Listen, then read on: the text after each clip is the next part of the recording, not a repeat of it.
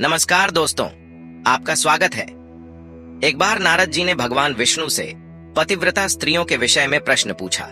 तब भगवान विष्णु ने पतिव्रता स्त्रियों के 3 लक्षण बताए। जिस भी नारी के अंदर ये 3 लक्षण होते हैं, उस स्त्री का वंश शुद्ध होता है, उसके घर पर लक्ष्मी निवास करती है। उस नारी के पति के साथ ही पिता के भी इन दोनों कुल के लोगों को स्वर्ग की प्राप्ति होती है। जो स्त्रियां पतिव्रता होती है, वह मृत्यु के पश्चात विष्णु लोक को प्राप्त करती है। पतिव्रता स्त्री की महानता का वर्णन करते हुए भगवान विष्णु ने एक अत्यंत पवित्र कथा सुनाई है। इस कथा का श्रवण करने मात्र से ही व्यक्ति के सभी पाप नष्ट होते हैं। जो व्यक्ति ध्यान मग्न होकर इस कथा को सुनता है, भगवान विष्णु उसके 32 अपराध माफ करते हैं। इसीलिए प्रत्येक मनुष्य को इस कथा को ध्यान से सुनना चाहिए। शुरू करने से पहले आप सभी से विनती है कि आप कमेंट में जय श्री हरि विष्णु जरूर लिखें। साथ ही इस वीडियो को लाइक करें और चैनल को सब्सक्राइब जरूर करें, ताकि आपको ऐसी ही आध्यात्मिक जानकारी प्राप्त हो। दोस्तों, प्राचीन काल की बात है। मध्य देश में एक अत्यंत शोभायमान नगरी थी। उसमें एक पतिव्रता ब्राह्मणी रहती थी। उसका नाम था शैब्या। शैब्या का पति पिछले जन्म के पाप कर्मों के कारण इस जन्म में कोढ़ी हो गया था, अर्थात उसे कोढ़ का रोग हो गया था। उसके शरीर में बहुत सारे जख्म हुए थे, जिनसे सदा ही पस निकलता रहता था। अपने पति की ऐसी दुर्गति देखकर भी शैब्या ने अपने पति का साथ नहीं छोड़ा और निर्मल भाव से वह अपने पति की सदा सेवा करती रहती थी। पति के मन में जो जो इच्छा होती, उसे वह नारी अपनी शक्ति के अनुसार अवश्य ही पूर्ण करने का प्रयास करती थी। शैब्या प्रतिदिन देव पूजा की तरह ही अपने पति की पूजा करती थी और अपने मन की सभी इच्छाओं का त्याग करके अपने पति के प्रति विशेष स्नेह रखती थी। फिर एक दिन शैब्या के पति को रास्ते से जाती हुई एक अत्यंत सुंदर वेश्या दिखाई दी।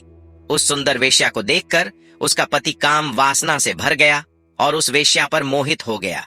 उस वेश्या के सुंदर रूप ने उस ब्राह्मण को पूरी तरह से अपने वश में कर लिया। उसके रूप को देखते ही वह आहें भरने लगा, लंबी लंबी सांसें खींचने लगा, और जब वह वेश्या उसकी नजरों से दूर चली गई तो वह बहुत दुखी हो गया। अपने पति की आवाज सुनकर वह पतिव्रता तुरंत दौड़ती हुई घर से बाहर आ गई और अपने पति से पूछने लगी, हे नाथ, क्या हुआ? आप इतने उदास क्यों हो गए? आपने लंबी लंबी सांसें कैसे खींची? आपको जो भी कष्ट है मुझे बताइए। जो भी कार्य हो आप मुझे बताइए, वह मैं पूर्ण करने का प्रयास अवश्य करूंगी। हे प्राणनाथ, एकमात्र आप ही मेरे गुरु हैं, प्रियतम है। पत्नी के इस प्रकार से पूछने पर उसके पति ने कहा, हे प्रिय, मुझे जो चाहिए वह तुम नहीं दे सकती। तुम ही क्या, कोई भी मुझे नहीं दे सकता। इसीलिए उस पर व्यर्थ बात करना उचित नहीं है। इसीलिए तुम रहने दो। फिर वह पतिव्रता बोली, हे नाथ, मुझे विश्वास है कि मैं आपके कार्य को अवश्य सिद्ध कर सकती हूँ।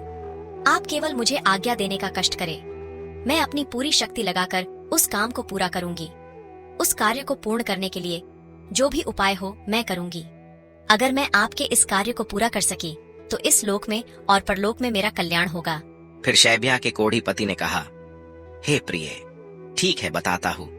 अभी अभी इस रास्ते से एक अत्यंत सुंदर वेश्या जा रही थी।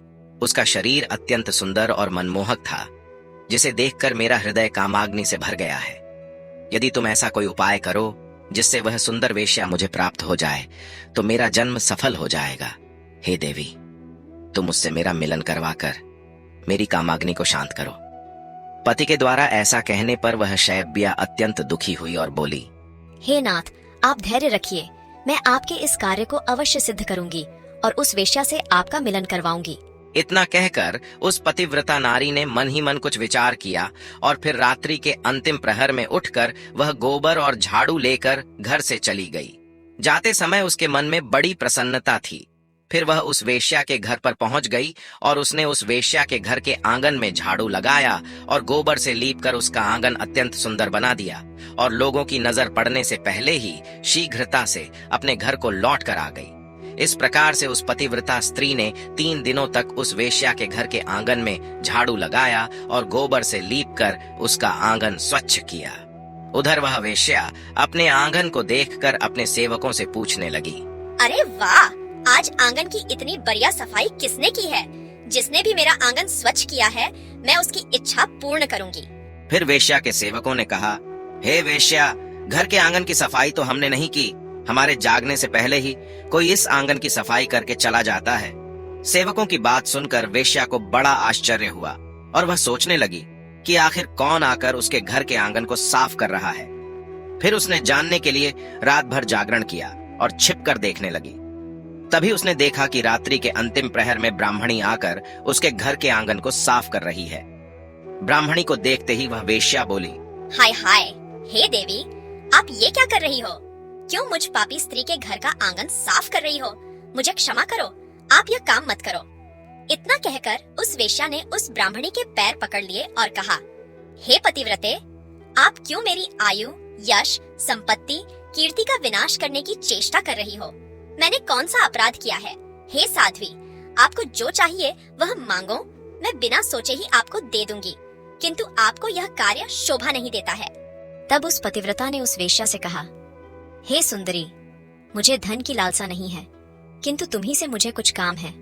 यदि तुम करोगी तो मैं बताती हूँ।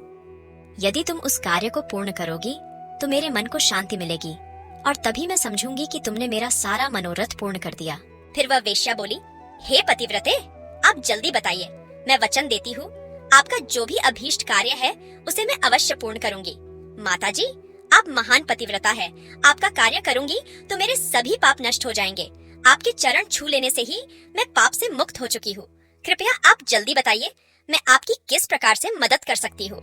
फिर उस पतिव्रता ने लजाते हुए कहा, हे सुंदरी, कुछ दिनों पहले मेरे पति की नजर तुम्हारे शरीर पर पड़ी थी, जिसे देखकर वे तुम्हारे शरीर के मोह में पड़ गए हैं और तुमसे मिलन करने की इच्छा कर रहे हैं। इतना सुनकर वह वेश्या चौंक गई और कुछ क्षणों तक विचार करने लगी।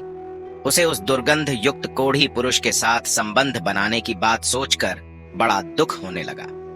वह वेश्या उस पतिव्रता से बोली, हे देवी, अगर तुम तुम्हारे पति को लेकर मेरे घर पर आ जाओ तो मैं एक दिन के लिए उनकी इच्छा अवश्य पूर्ण करूंगी।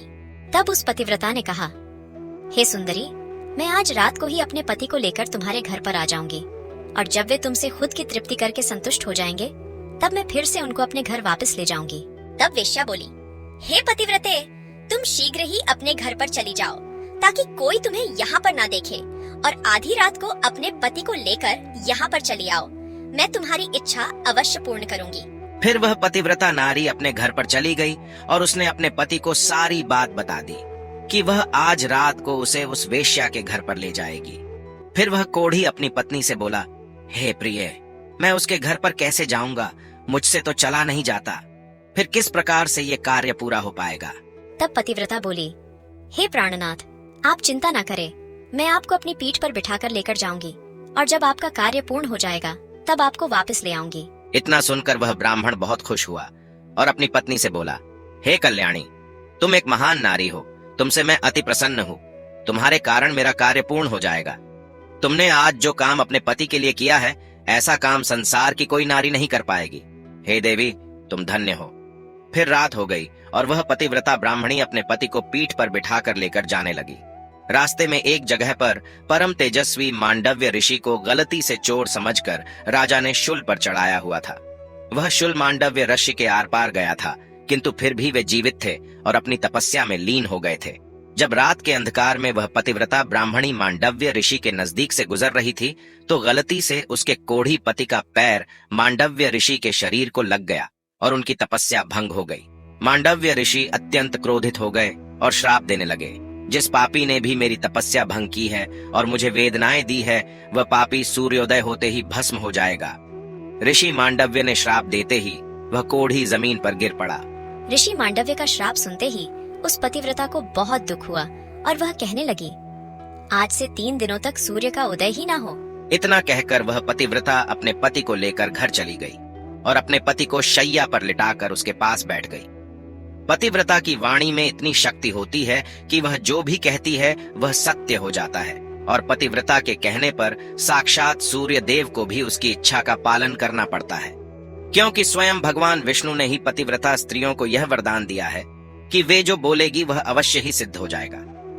फिर 3 दिनों तक सूर्योदय नहीं हुआ, सारा संसार अंधकार में चला गया और तीनों लोकों में इसकी खबर फैल गई। यह दृश्य देखकर सभी देवता ब्रह्मा जी के पास गए और सूर्य के उदय ना होने का कारण पूछने लगे।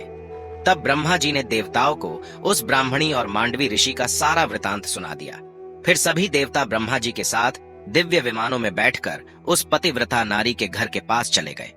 ब्रह्मा जी ने उस पतिव्रता नारी से कहा, हे माता, तुम्हारे कहने से सूर्य का उदय होना रुक गया है, जिससे संपूर्ण सृष्टि खतरे में आ गई है। प्राणियों का जीवन दुष्कर हो गया है। तुम कृपा करके अपने वचन पीछे ले लो और सूर्य का उदय होने दो। फिर उस पतिव्रता ने कहा, हे भगवान, एकमात्र मेरे पति ही मेरे गुरु है। ये मेरे लिए संपूर्ण लोकों से बढ़कर है और सूर्योदय होते ही मेरे पति की मृत्यु हो जाएगी, क्योंकि मांडव्य मुनि ने ऐसा श्राप दिया है। मैंने किसी लोभ में, क्रोध में तथा मोह में आकर ऐसा नहीं किया है। मैं केवल अपने पति के प्राणों की रक्षा करना चाहती हूँ। फिर ब्रह्मा जी ने कहा, हे माता, तुम्हारे पति की आयु इतनी ही थी, उसकी मृत्यु से पृथ्वी का कल्याण होगा। तुम अपने पति के प्राण जाने दो, इससे तुम्हें बहुत पुण्य मिलेगा। फिर वह पतिव्रता बोली, हे देव, पति का त्याग करके मुझे किसी भी लोक में सुख की प्राप्ति नहीं होगी। मेरे पति मेरे लिए ईश्वर है, इसीलिए मैं उनका त्याग नहीं कर सकती। फिर ब्रह्मदेव ने कहा, हे कल्याणी, तुम्हारे इस पतिव्रता धर्म से मैं बहुत प्रसन्न हूँ। तुम अभी इस हट को छोड़ दो और सूर्य का उदय होने दो, जिससे सारा संसार स्वस्थ हो जाएगा और हमारे आशीर्वाद से तुम्हारा कोढ़ी पति भी कामदेव के समान सुंदर हो जाएगा। ब्रह्मा जी द्वारा ऐसा कहने पर उस पतिव्रता ने थोड़ी देर विचार किया और उसके बाद हाँ कहकर स्वीकृति दे दी और फिर सूर्य का उदय हुआ।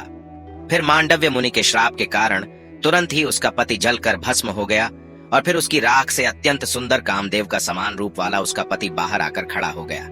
यह चमत्कार देखकर वह पतिव्रता अत्यंत प्रसन्न हुई और फिर स्वर्ग लोक से एक अत्यंत तेजस्वी विमान आया और वह पतिव्रता नारी अपने पति के साथ बैठकर स्वर्ग लोक को चली गई। तो दोस्तों, इस प्रकार से पतिव्रता नारी में संसार को भी नष्ट करने की शक्ति होती है। पतिव्रता नारी के सामने बड़े बड़े देवताओं को भी झुकना पड़ता है। इस प्रकार से भगवान विष्णु ने यह कथा सुनाई है। उम्मीद है आपको यह कथा पसंद आई होगी, तो कमेंट करके अवश्य बताएं। जानकारी अच्छी लगी तो वीडियो को लाइक जरूर करें और कमेंट में जय श्री हरि विष्णु अवश्य लिखें। साथ ही चैनल को सब्सक्राइब करें। आप सभी का धन्यवाद।